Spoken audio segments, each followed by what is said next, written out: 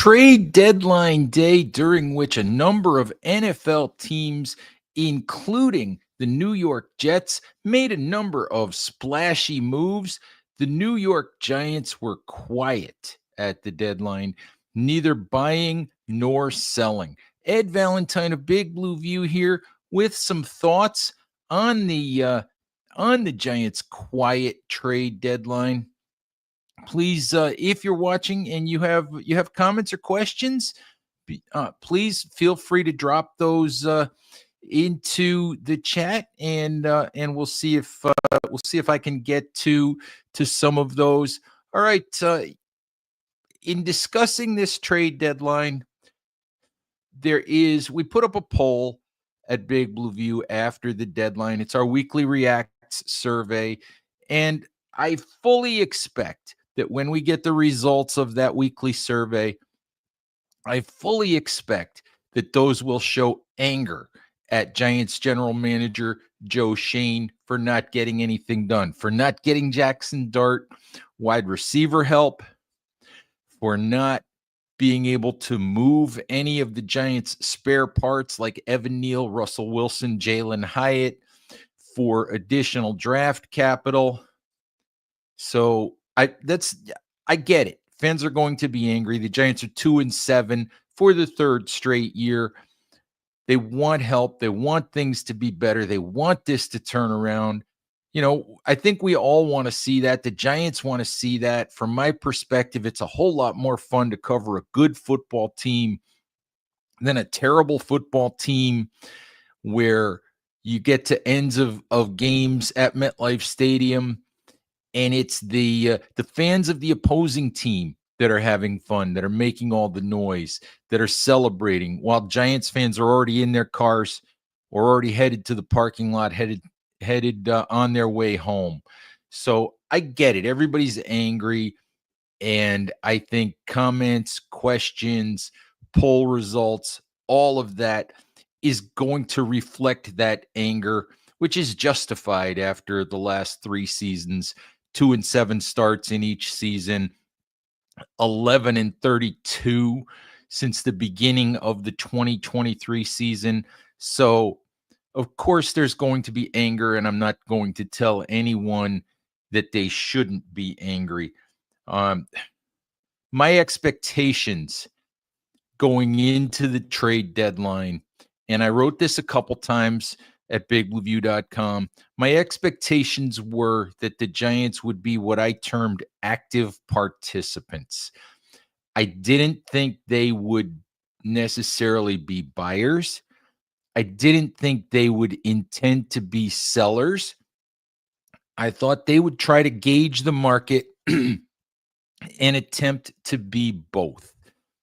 Attempt to perhaps, if possible, get Jackson Dart a wide receiver who could help him over the next 8 games, and not just over the next 8 games, but for the long haul, for the next few seasons. It doesn't make sense. It didn't make sense. It never made sense for the Giants to go out and try to get a rental wide receiver, a 1-year, next 8 games guy. What would make sense, or what would have made sense, was for the Giants to try to get a guy who could be sort of a 1B or maybe their best receiver for the rest of this year, and be a 1B or a good 2 next to Malik Neighbors for the next couple of years after that. Unfortunately, there's a big price tag for those things. We saw 2 wide receivers get traded on Tuesday. We saw Jacoby Myers go from the Las Vegas Raiders to the Jacksonville Jaguars. The price for Jacoby Myers, who's a decent player, not a great player, but a decent player, the price was a 4th and a 6th round pick in the 2026 draft. We saw speedster Rashid Shaheed go from the New Orleans Saints to the Seattle Seahawks.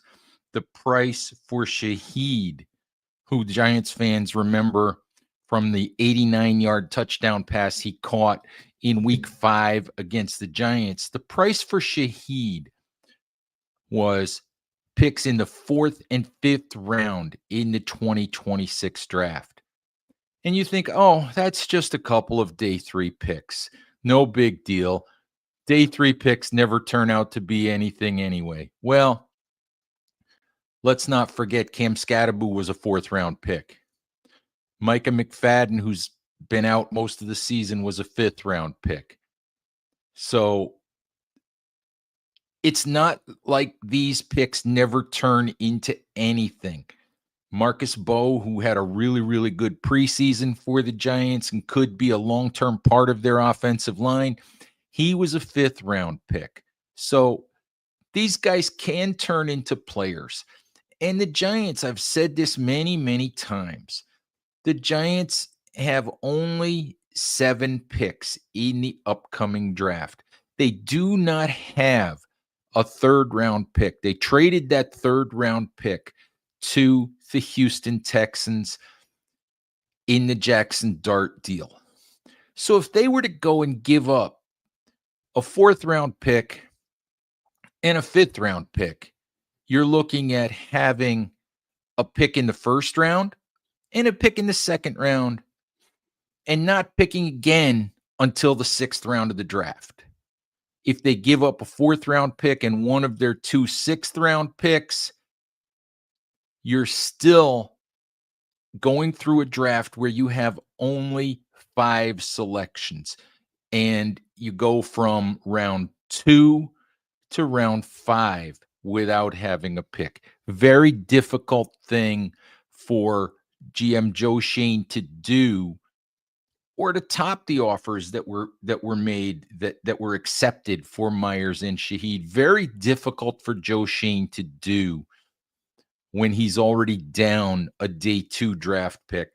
And listen, I get it. I understand everybody wanted help for Jackson Dart right now. I wanted help. I advocated making a move if there was one there to be made.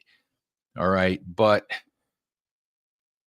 are Myers and Shaheed difference makers, or good enough difference makers, big enough difference makers to justify giving up that kind of draft capital? The Giants judged that the answer was no. And I get it. I think it's hard to look at the next 8 games and think the only reliable target that Jackson Dart has right now is Wan'Dale Robinson. Darius Slayton's been a nice player, but Darius Slayton doesn't catch 50-50 balls, and he's been dropping too many passes this year. Theo Johnson can make some plays, but he's too inconsistent.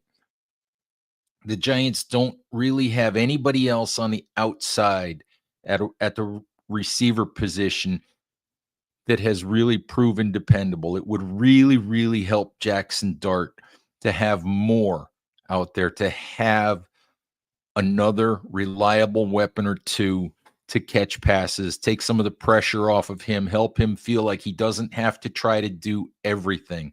You want to help his development. You don't want to set it back. Would have been nice, but reality of it is the Giants are 2-7. They're going to have a high draft pick in the 1st round. They're going to have a high draft pick in the 2nd round. I think that Joe Schoen would have done something if he could have gotten a decent player for a late round pick. It just didn't work out that way. And also, I know there was a lot of chatter about the Giants wanting Jalen Waddle. Miami chose in the end not to trade Jalen Waddle. The reports are that Miami, like the Giants, were asking for a 1st round pick when teams inquired about Kayvon Thibodeau. Giants didn't want to trade Thibodeau. They put a 1st round price tag on him, and nobody was willing to go there. The Miami Dolphins put a 1st round price tag on Jalen Waddle, according to all the reports that I've seen. There's no chance that the Giants were going to give up a 2026 1st round pick or even a 2027 1st round pick for Jalen Waddle. if you could have gotten him for Jalen Hyatt and a 2027 second or third round pick, yeah, you do that all day. But you cannot give up your first round pick in a trade that's really not for a quarterback, not when you're 2-7.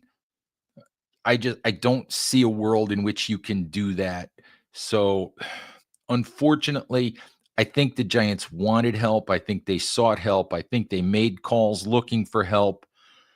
But the fact that there were other teams out there looking for wide receivers, other teams in the playoff hunt, like the Jaguars and the Seahawks, who were more willing to make that immediate need trade than the 2-7 Giants, who a wide receiver isn't going to completely turn their season around and make them a playoff team. So I get it.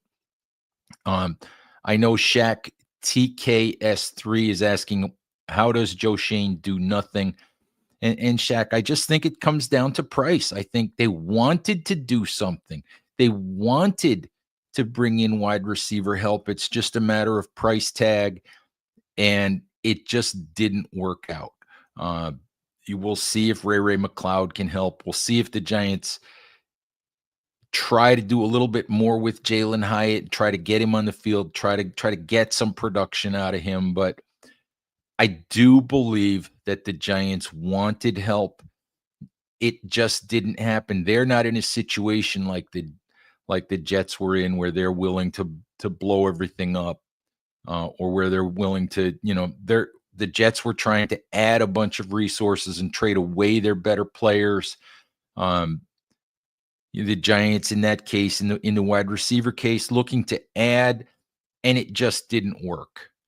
And that's unfortunate, but the Giants will go into the offseason, whether it's Joe Shane making the decision, whether it's another general manager making the decision, but they'll go into the offseason knowing that adding weapons and building around Jackson Dart is what they need to do. Everything with the Giants now has to be about doing the best that they can to support Jackson Dart, to put the best possible team around Jackson Dart. And purely on the trade market, they just couldn't meet the price tags that were out there. And the guy they really wanted, who was Waddle, had a price tag that they simply couldn't meet. And I find that, for me, not giving up a first round pick was absolutely the right thing for the Giants to do. We have a question asking, why not try to get something for Evan Neal or Jalen Hyatt or Deontay Banks? Tree Squirrel says, I'd take a 6th or 7th rounder for any of them. Well, okay, Tree. I would too. You would too. Every Giants fan would. Joe Shane would. But somebody actually has to offer that. Okay? Somebody has to offer a 6th or 7th round pick for Jalen Hyatt. Somebody has to offer one for Evan Neal. Somebody has to offer one for Tay Banks. And to my knowledge, nobody did. I think Joe Shane would have said, done. You can have him. Let's do that right now. Turn in the paperwork. We'll be done with it. Let's get it over with. I think Joe Shane would have done any of those trades in a heartbeat. But somebody has to want those guys. The only offensive lineman I know of that got traded on Tuesday was Trevor Penning, getting traded from the Saints to the Chargers, who are down both of their offensive tackles for the rest of the season. And that came at the last minute. And Penning's a guy who's been playing. He's been better than Evan Neal. So if you're the Chargers and you have a choice between Trevor Penning and Evan Neal, you're going to take Trevor Penning. There was some scuttlebutt that the Las Vegas Raiders might be interested in taking a flyer on Evan Neal, but apparently, that went nowhere. The Raiders never actually made an offer, from what I understand. So, It takes two to tango on any of these things. Um, Obviously, Evan Neal is dead weight on the Giants roster right now. Obviously, Jalen Hyatt is dead weight on the Giants roster right now.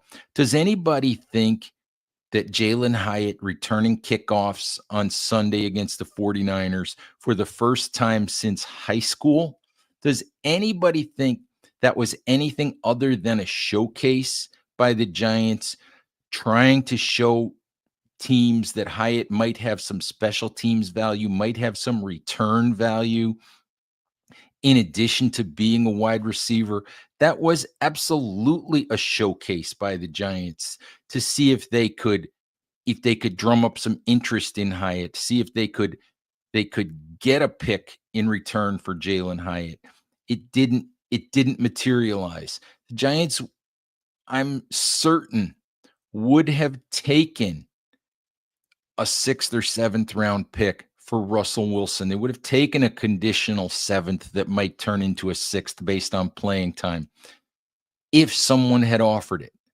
The only team, as it turns out, that was going to offer anything for a quarterback was the Cincinnati Bengals. And they chose Joe Flacco a few weeks ago, which, by the way, I kind of snickered at, but it's working out pretty well for the Cincinnati Bengals the last couple of weeks, considering the way that they're playing offense. So nobody else out there was in the market for a quarterback. So, as I said, if you're going to trade guys, if you think that Joe Shane sat in his office for the last month or 2 months, or sat in his office all day today and played checkers, or messed around and played games online, um, you're fooling yourself.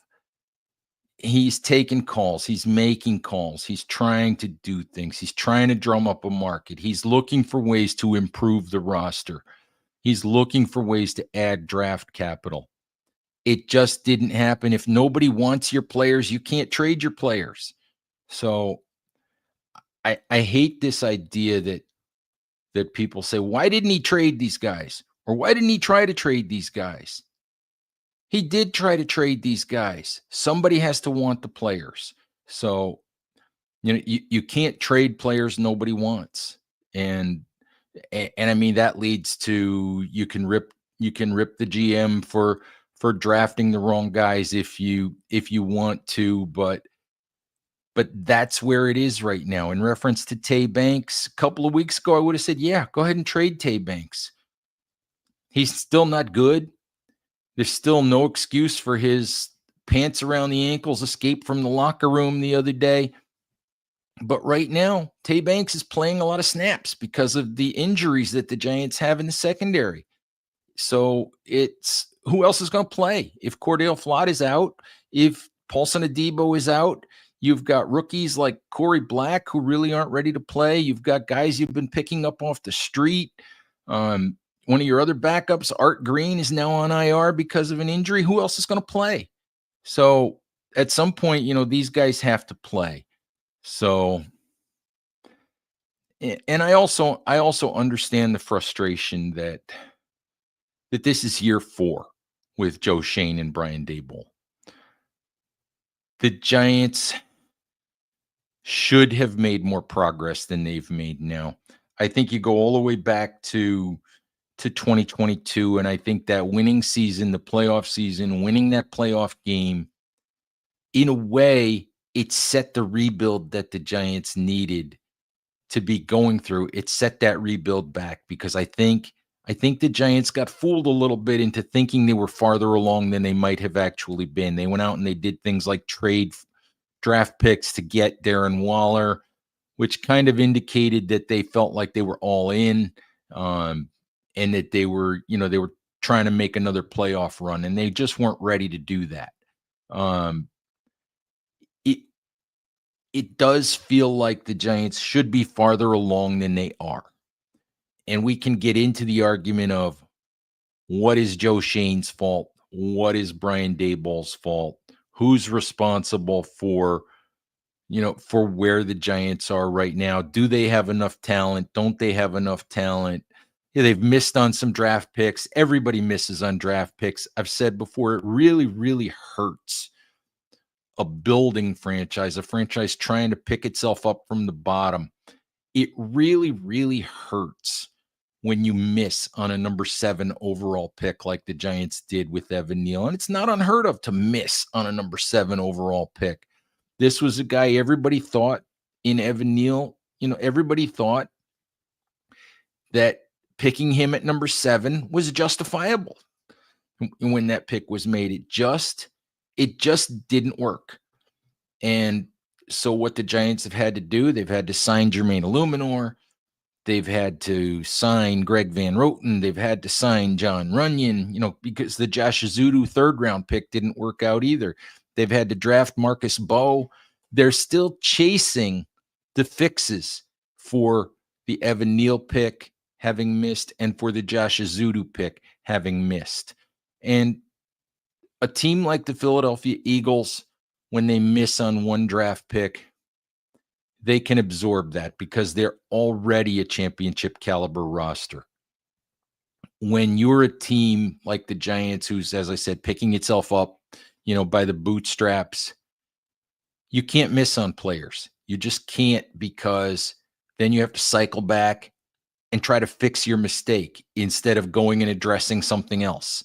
So you wind up in a vicious cycle where you're treading water instead of building. And unfortunately, that's where the Giants have been. But I will make the argument that they're 2-7. I think the roster, before some of these injuries, before Neighbors went down and Scattaboo went down, and some of the defensive injuries they've had recently, I think the roster is actually better than it's been in recent years.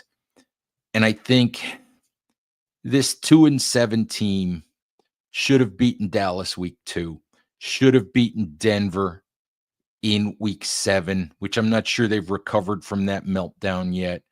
There's no excuse for them not having beaten New Orleans in week 5. So you can argue that this 2-7 team should be a 5-4 team. And I'm not putting those losses on Joe Schoen. I'm putting those losses on Brian Daboll, on the coaching staff, on the players who are better than they've shown and better than they played in some of those games.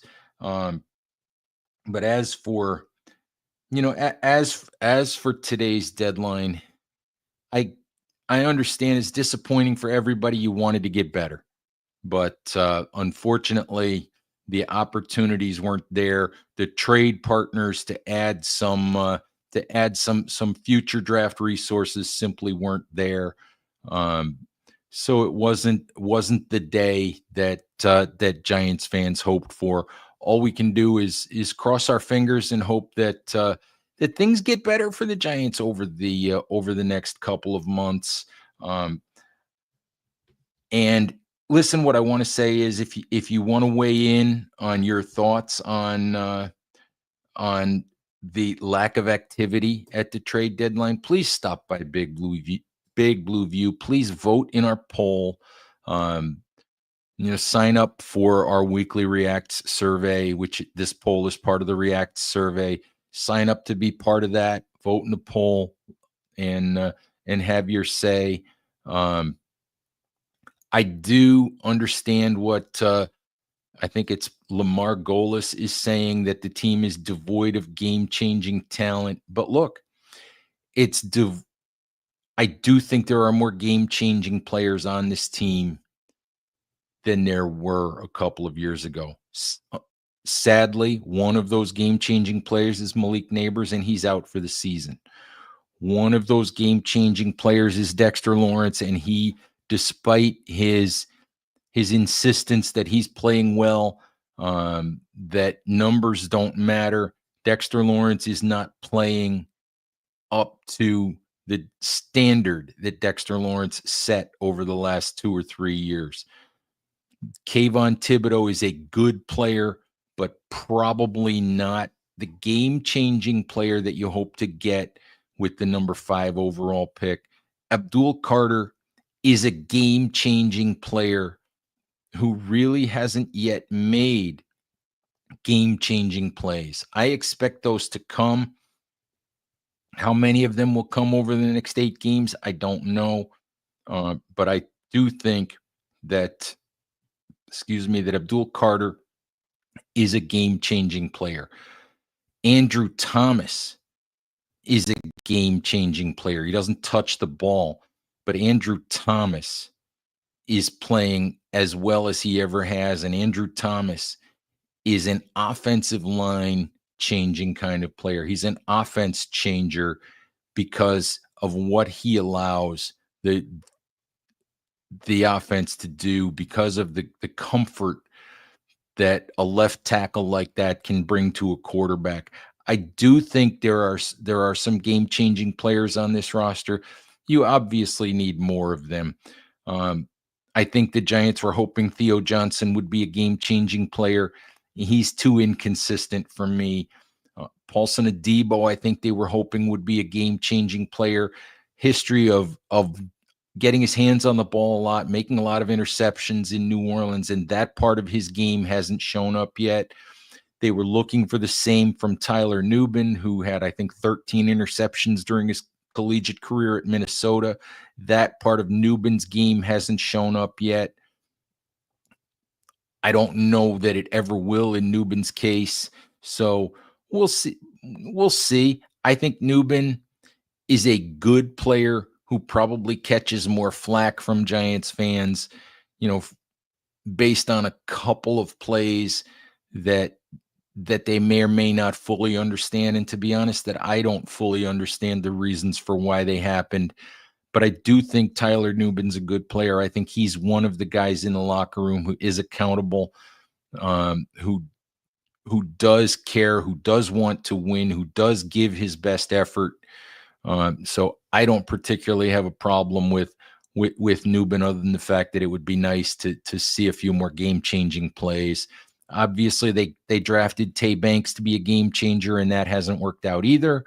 So they're not where you'd hope they would be. Anyway, I think that's probably a good place for me to call it a day here. Just, as we said, not quite the day, not the day that the Giants or Giants fans wanted, not the season that anybody wanted either. It should be better than it is, but that's a whole different show. And we've gone through that a lot at Big Blue View, and in case you guys haven't seen it, yes, I have come around to the view that it is going to be very, very difficult for the Giants to go forward with Brian Daboll, after this season. I suppose if they go 6-2 over the last 8 games, which is something I don't see happening, I suppose that can change. But I think that the Giants need some fresh leadership in the coaching staff. They need someone at the head of the coaching staff. They need a head coach who will be more willing than I think Daboll is to really hold players' feet to the fire, to hold players accountable, to call them out when they make mistakes, when they say things that they probably shouldn't say to the media, when they don't give appropriate effort, when they play poorly. Someone has to be willing to say that they played poorly, to hold them accountable, to take them out of the lineup if they're not doing what they're supposed to be doing.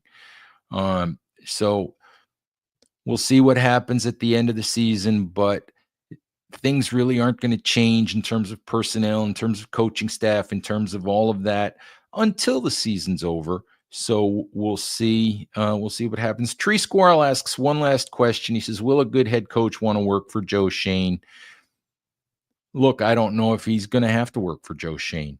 I don't know. What I do know is that good coaches look for good opportunities, and one of the things that make good opportunities is good young quarterbacks to build around. If the Giants' job is open, I think a lot of quality head coaching candidates are going to want that job for the opportunity to build something with and around Jackson Dart. So whether it's Joe Shane or Brandon Brown or somebody else as the GM, or whether they hire the coach first and the coach helps pick the GM, I don't know. But for me, I look at the New York Giants job, if it's open at the end of this season, as one that will be looked at as very desirable. Anyway, Giants fans, I think that's a good place for me to call it a day. Thank you, as always, for watching. Please stay safe out there. Take care of each other, and we'll talk to you soon. Bye-bye.